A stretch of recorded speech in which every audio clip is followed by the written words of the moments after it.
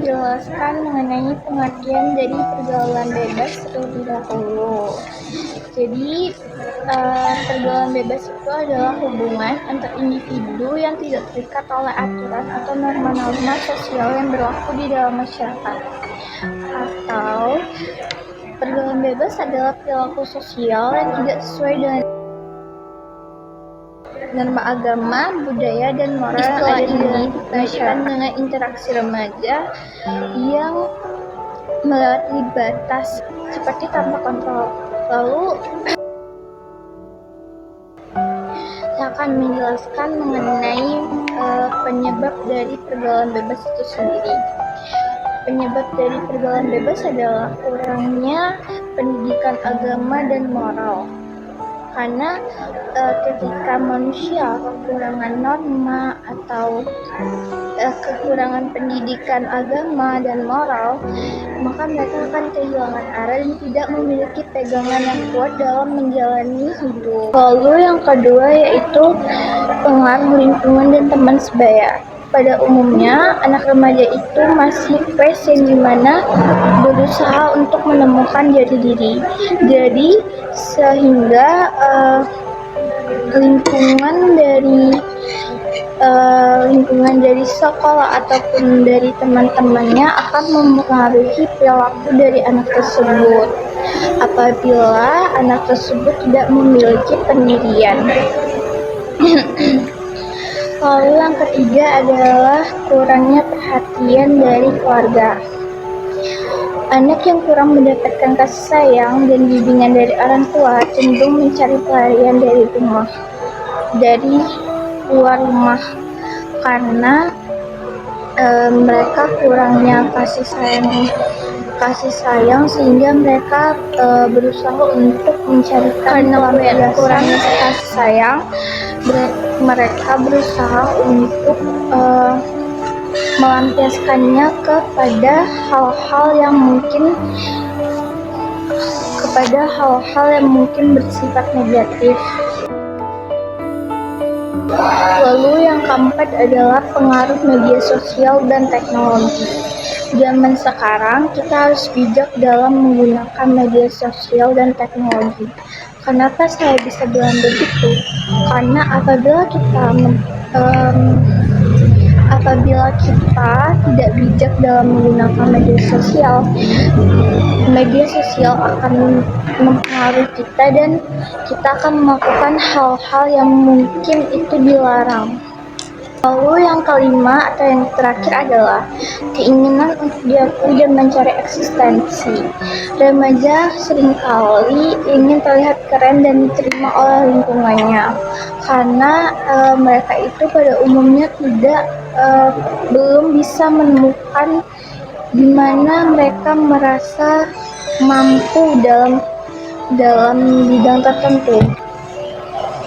Lalu untuk dampak dari pergaulan bebas itu sendiri adalah yang pertama dapat menjadi kerusakan fisik dan mental. Apabila kita melakukan suatu hal yang dilanggar oleh agama, budaya ataupun di lingkungan masyarakat, pada umumnya kita akan mendapatkan konsekuensi akibat dari perbuatan kita tersebut. Lalu yang kedua adalah hubungan dengan orang tua menjadi renggang. Karena kesalahan yang mungkin kita lakukan akan membuat orang tua kurang bisa menerima kesalahan kita tersebut.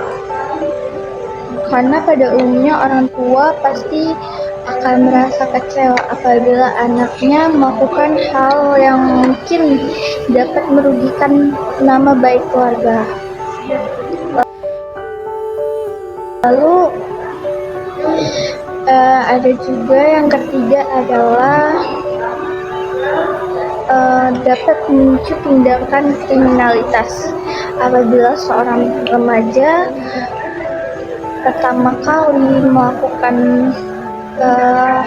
tindakan kriminalitas hanya untuk rasa mencoba saja dan ingin mengetahui bagaimana sih rasanya melakukan hal tersebut, otomatis seorang remaja akan terus-keterusan dan menjadi kebiasaan untuk melakukan tindakan kriminalitas, dan konsekuensinya tadi bisa berdampak banyak bagi diri sendiri ataupun bagi keluarga.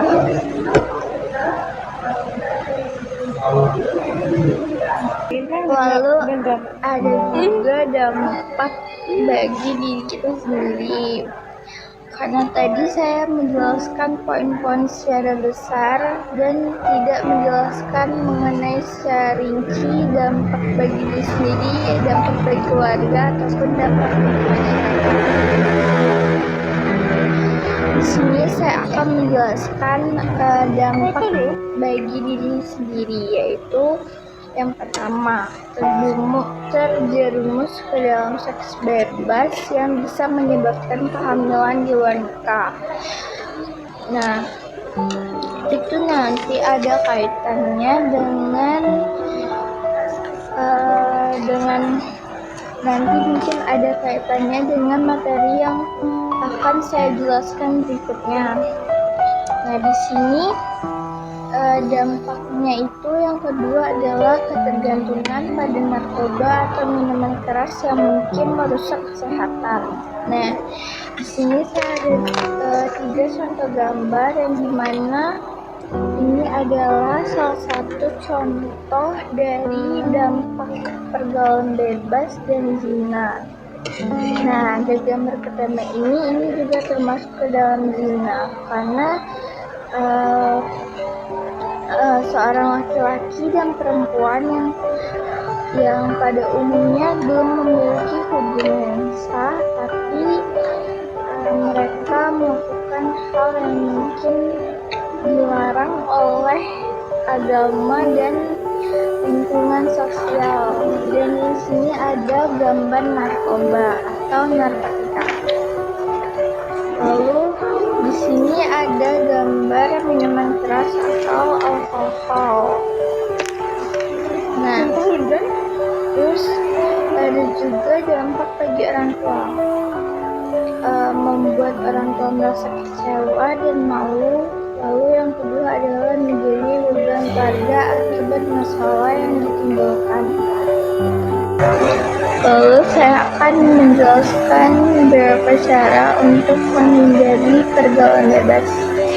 Yang pertama, memilih lingkungan pertemanan yang baik dan positif, karena lingkungan itu sangat berpengaruh bagi diri sendiri. Apabila seseorang tidak mempunyai pendirian, maka orang tersebut akan ikut terpengaruh oleh orang lain. Yang kedua adalah memperkuat nilai keagamaan dan moral dalam kehidupan sehari-hari.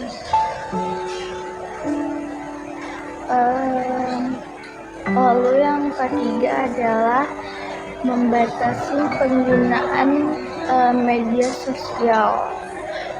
Membatasi dalam artian itu bijak dalam menggunakan media sosial, karena apabila media sosial kita gunakan sebaik-baiknya, maka akan berdampak positif kepada diri sendiri. Sedangkan kalau kita tidak bijak dalam menggunakan media sosial, maka akan berdampak negatif pada diri kita sendiri. Lalu yang kelima adalah membangun komunikasi yang baik dengan keluarga, terutama kepada kedua orang tua. Pada umumnya seorang anak itu bisa pada umumnya seseorang bisa terjebak ke dalam pergaulan bebas apabila dia tidak mendapatkan kasih sayang dan perhatian dari orang tua, karena faktor dari keluarga itu sangat mempengaruhi bagi diri sendiri, terutama pada anak yang mungkin keluarganya, mohon maaf, sudah berpisah. Apalagi pada anak perempuan itu sangat membutuhkan kasih sayang yang lebih dari kedua orang tuanya, dan seorang anak itu sangat membutuhkan peran dari kedua orang tua, karena peran orang tua itu sangat penting dalam kehidupan seorang anak. Apabila seorang anak itu mungkin apabila seorang anak dikasih tahu untuk melakukan hal-hal yang baik dan sebagai orang tua juga mencontohkan hal yang baik kepada anaknya, maka anak tersebut akan mengikuti apa yang dilakukan oleh orang tuanya. Lalu yang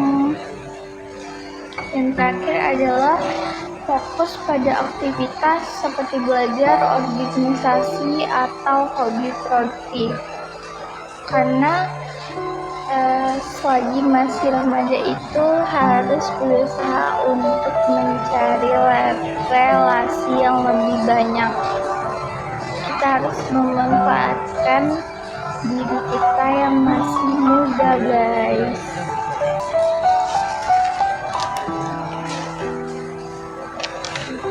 Lalu di sini saya akan melanjutkan untuk membacakan pengertian dari zina.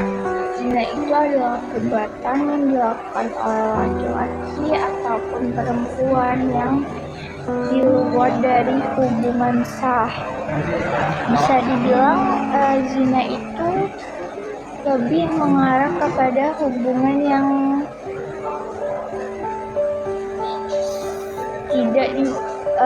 tidak diperbolehkan di dalam agama, ya, karena zina itu termasuk ke dalam dosa yang sangat besar.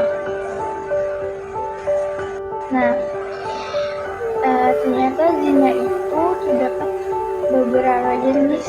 Yang pertama ada zina fisik. Zina fisik itu adalah berupa hubungan badan di luar pernikahan, seperti berpegangan tangan, berpelukan, lalu berciuman, lalu bermesra-mesraan, ya mungkin yang mungkin dilarang oleh agama. Lalu yang kedua adalah zina mata. Zina mata itu melihat sesuatu yang haram dengan syahwat. Contohnya itu kayak misalkan seorang lelaki lagi nongkrong nih di kafe, seorang laki-laki itu seorang laki-laki sedang bermain TikTok. Lalu di saat dia scroll TikTok, ternyata ada perempuan yang lewat di FYP-nya atau berandanya. Nah, perempuan tersebut menggunakan pakaian yang mungkin kurang bahan atau menggunakan pakaian yang mungkin itu dilarang di dalam agama, karena pada dasarnya Islam itu mengajarkan seorang perempuan untuk menggunakan pakaian yang tertutup dan menjaga auratnya. Jadi ketika seorang laki-laki melihat hal tersebut, pasti otomatis hal tersebut akan mengundang syahwat bagi laki-laki. Lalu yang ketiga adalah zina hati. Zina hati itu berupa membayangkan atau menginginkan sesuatu yang haram. Misalnya itu kayak zina hati itu membayangkan nih, misalkan seorang laki-laki yang belum menikah tapi sudah membayangkan ingin berpacaran atau bermesra-mesraan bersama perempuan yang pada dasarnya hal tersebut dilarang kalau belum memiliki hubungannya sah. Lalu yang keempat adalah zina tangan. Nah, zina tangan tadi sama seperti dengan zina fisik. Zina tangan tersebut adalah menyentuh lawan jenis dengan niat yang tidak baik. Misalnya kayak pegangan tangan itu tadi, berpelukan, dan lain-lain. Lalu yang kelima atau yang terakhir adalah zina lisan. Zina lisan itu kayak berbicara atau menggoda dengan kata-kata yang mengarah ke maksiat. Contohnya itu seperti zina lisannya. Contohnya laki-laki itu pada dasarnya tuh sering banget menggoda perempuan dengan perkataannya. Apalagi di zaman sekarang laki-laki sering menggoda perempuan dengan kata-kata kayak kiu cewek, seperti itu contohnya. Lalu ada hukum zina di dalam Islam. Jadi di dalam Islam itu diajarkan bahwa sebaiknya kita tidak boleh berlebihan terhadap lawan jenis, kecuali konteksnya itu dalam artian yang wajar, seperti dalam ada kepentingan atau yang lain-lain. Jadi zina jelas diharamkan dalam Al-Quran dan hadis. Dalam surat Al-Isra ayat 32 Allah berfirman, dan janganlah kamu mendekati zina. Sesungguhnya zina itu adalah suatu perbuatan yang keji dan suatu jalan yang buruk. Hukumannya juga berat, baik di dunia maupun di akhirat. Kalau dalam hukum Islam, zina yang belum menikah dihukum cambuk 100 kali, sedangkan yang sudah menikah bisa dihukum rajam, dilempari batu sampai mati, tergantung aturan yang berlaku di suatu negara. Lalu ada juga dampak dari perbuatan zina, sama seperti pergaulan bebas tadi. Zina pasti ada dampak dan penyebabnya. Jadi dampak dari zina yang pertama adalah dampak psikologis, bisa menimbulkan perasaan bersalah, penyesalan, dan gangguan mental. Bagi laki-laki yang mungkin belum menyesalkan perbuatan tersebut, pasti suatu hari akan menyesalkan apa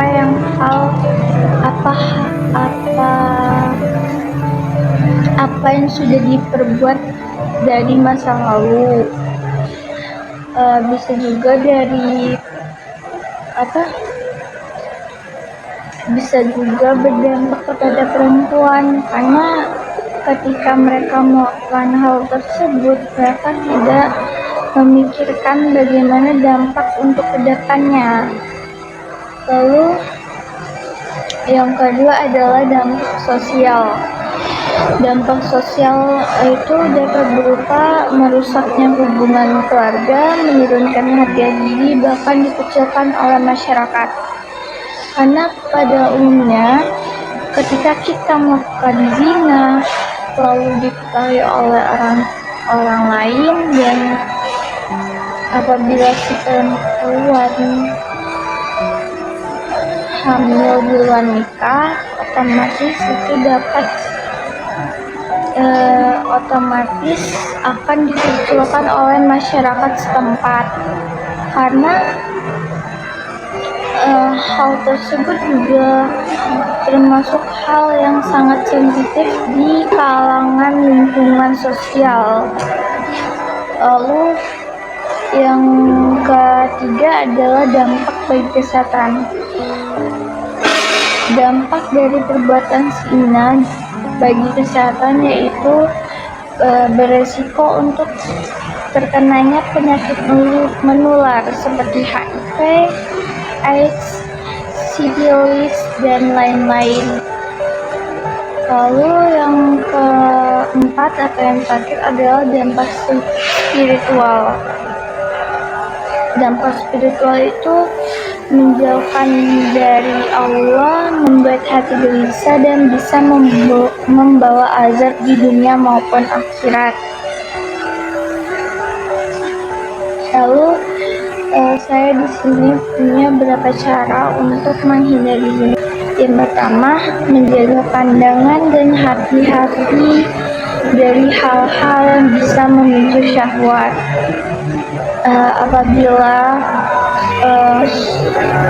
Apabila seorang yang tidak bisa menahan diri, mungkin bisa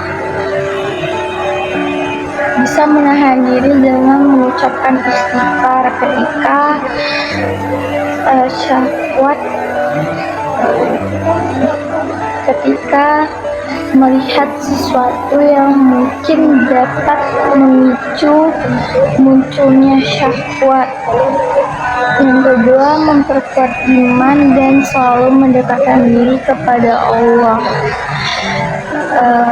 karena ketika kita dekat kepada Allah, otomatis kita tidak akan melanggar apa yang tidak diperbolehkannya. Lalu yang ketiga adalah memilih pergaulan yang baik dan menjauhi lingkungan yang buruk.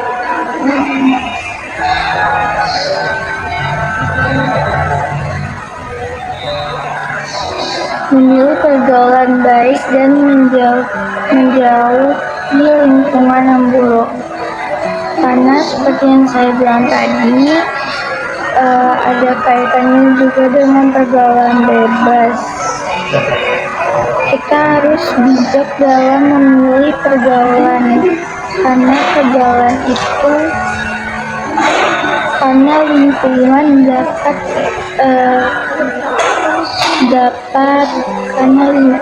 dapat memengaruhi seseorang apabila seorang tersebut tidak mempunyai pendirian yang kuat. Lalu yang keempat adalah mengisi waktu dengan kegiatan positif dan bermanfaat, seperti ikut acara sekolah, terus memperbanyak waktu dengan keluarga, bermain bersama teman, tapi dalam artian yang positif dan tidak melanggar hal-hal yang tidak diperbolehkan. Lalu yang kelima adalah menikah jika sudah mampu, karena pernikahan bisa menjadi benteng dari zina. Akan tetapi bagi sebagian orang yang sudah menikah pun bisa melakukan zina, karena pada dasarnya tadi kita tidak mempunyai pendirian kuat. Walaupun kita sudah menikah, sudah mempunyai pasangan, itu tidak bisa